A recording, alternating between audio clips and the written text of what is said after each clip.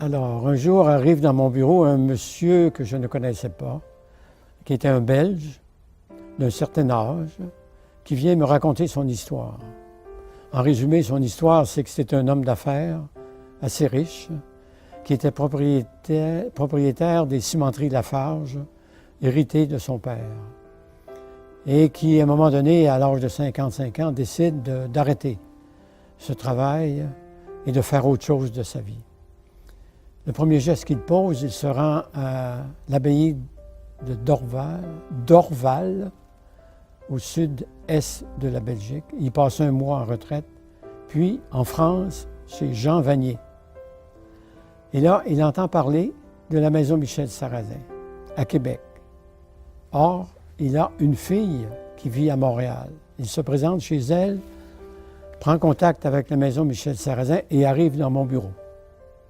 C'est ainsi que je le connais et que j'écoute son histoire et qu'il me convainc qu'il veut faire quelque chose pour les soins palliatifs dans sa province, la province du Luxembourg, qui voisine Namur, la province de Namur et le Luxembourg, en soins palliatifs.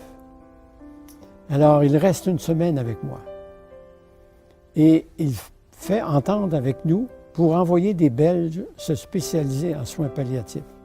Au cours des ans, il en envoie une trentaine et développe petit à petit les soins palliatifs chez lui.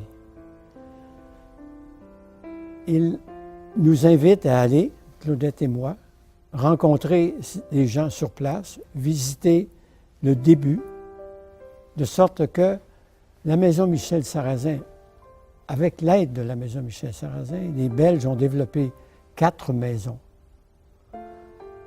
3 maisons et 4 services de soins à domicile qui couvrent l'ensemble de la province de Luxembourg. Et comme autre retombée, c'est que la province de Namur va ouvrir une maison qui ressemble un peu à la maison Michel Sarrazin. Mais pendant toutes ces démarches, M. Copé arrive à la maison Michel Sarrazin à 3 reprises avec des délégations d'hommes d'affaires, le ministre de la Santé nationale, le ministre de la Santé de Namur, le ministre de la Santé de la province du Luxembourg. Il passe une journée avec nous et nous organisons le repas, nous organisons la présentation de tous les membres de la maison Michel Sarrazin à ses membres de délégation, quelques vingtaines, qui sont de tout acabit et qui retournent convaincus et qui travaillent au développement des soins palliatifs.